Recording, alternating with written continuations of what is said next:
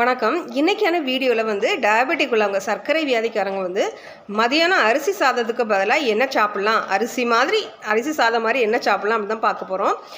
ஏன்னா அரிசி சாதம், அதாவது வெள்ளை அரிசி சாதம் வந்து சாப்பிடும்போது அதை தான் நம்மளோட ஃபுட்டு, நம்ம சாப்பிட்டுட்டே வர்றது, அந்த பாரம்பரியமான அரிசி உணவு தான் நம்ம எடுத்துகிட்டு இருக்கோம். அந்த வெள்ளை அரிசியை நம்ம சாப்பிடும்போது என்ன ஆகும் அப்படின்னா, சர்க்கரையோட அளவு, அதாவது டயபெட்டிக் இருக்கிறவங்க சர்க்கரையோட அளவு வந்து அரிசி அந்த சாப்பிட்ட ஒரு 20 நிமிஷத்துக்குள்ளாவே அதிகமாக கூடிட்டு மெதுவாக இறங்கும். இதுதான் அரிசி சாதம் சாப்பிட்றதுல நடக்கிறது. ஏன்னா இதில் அது வந்து ஃபுல்லாக கார்போஹைட்ரேட் தான் இருக்குது. கிளைசிமிக் இண்டெக்ஸ் வந்து அதிகம். இப்போ அதிகமாக சுகர் லெவல் கூடுனா என்னாகும்னா இரத்த நாளங்களை பாதிக்கும். இந்த இரத்த நாளங்களை பாதிச்சுன்னா அந்த இரத்த நாளங்களுடைய எந்த உறுப்புக்கெல்லாம் ரத்தம் போதோ அந்த உறுப்புகள்லாம் டேமேஜ் பண்ணும். அது ஃபுல்லாக அந்த இரத்த நாளங்களில் சுகர் இருக்கிறதுனால. ஸோ அதனால தான் கிட்னி ஃபெயிலியர், கண் பாதிக்குது, இப்படியெல்லாம் பிரச்சனைகள் வருது.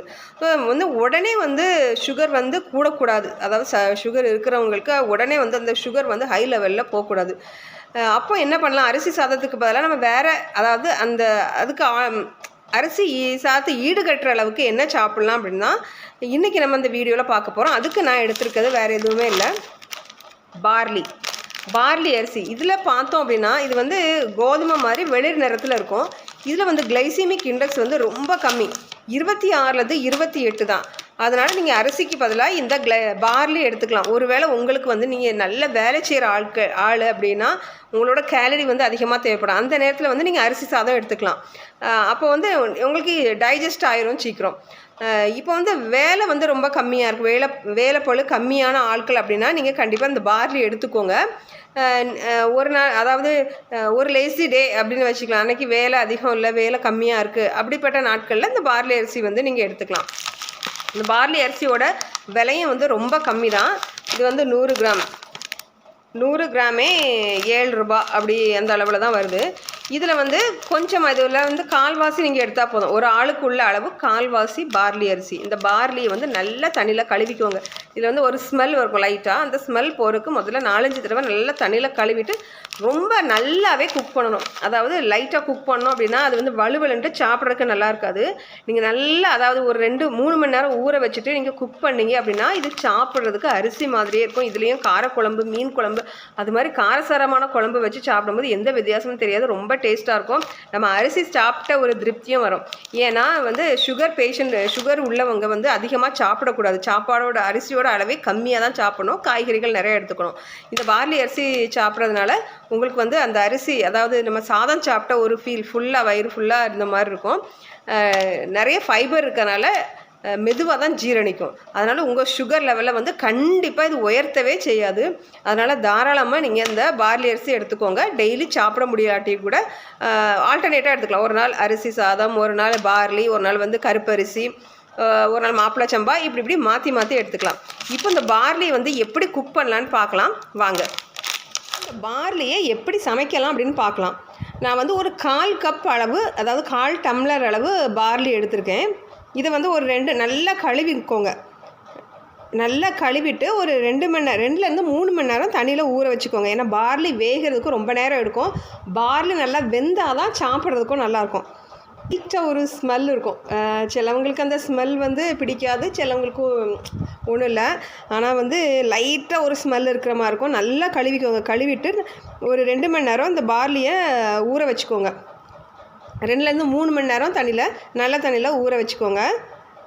அப்புறமா ஒரு குக்கர் இது வந்து ஊறின பார்லி குக்கர் எடுத்துட்டு இதில் அந்த பார்லியை சேர்த்துடலாம்.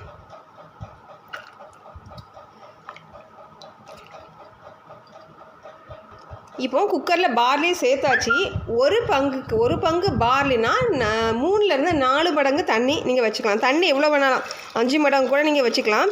ஏன்னா நம்ம வந்து மீதி எக்ஸஸாக இருக்கிற தண்ணியை வடிக்க தான் போகிறோம். அதனால் தண்ணி வந்து எவ்வளோ வேணாலும் வச்சுக்கோங்க. ஆனால் குக்கர் வந்து சின்ன குக்கராக இருந்துச்சு, தண்ணி அதிகமாக வச்சிங்கன்னா தண்ணி வெளியே வடியும். அதை பார்த்து நீங்கள் வச்சுக்கோங்க. இப்போ இந்த குக்கரை மூடி ஒரு 2 விசில் வந்து நல்ல விசில் வர வரையும் வச்சுக்கோங்க. அதுக்கப்புறமா சிம்மில் வச்சு ஒரு 20 நிமிஷம் போட்டுக்கோங்க.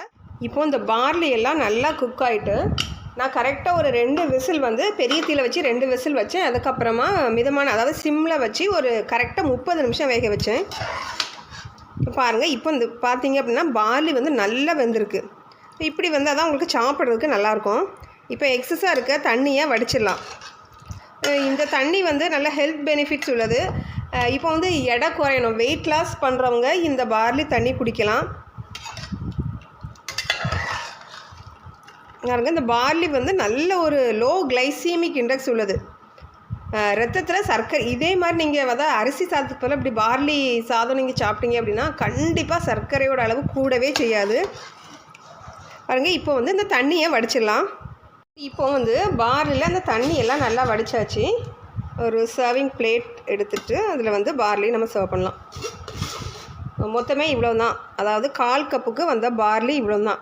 அதனால் பார்லி வந்து நல்லா வேக வச்சா மட்டும்தான் நல்லா சாப்பிட்றதுக்கு நல்லாயிருக்கும். இல்லாட்டி நீங்கள் ஒரு நாள் சாப்பிட்டு விட்டுருவீங்க. ஸோ அந்த ஸ்மெல்லும் நல்லா கழுவிட்டு வேக வைக்கும்போது அந்த ஸ்மெல்லும் இருக்காது.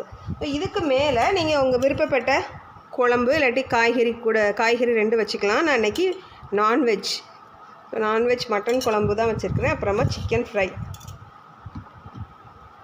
இதுதான் சாப்பிட்ணுமா இல்லை, நான் காய்கறி சேர்த்து சாப்பிட்லாம், மீன், இப்படி எது இஷ்டப்பட்ட குழம்போ அதை நீங்கள் அதை வச்சு சாப்பிட்லாம். கூடுமான மட்டும் 2 காய்கறி எடுத்துக்கோங்க, இல்லாட்டி கீரை எடுத்துக்கோங்க, அதுதான் நல்லது.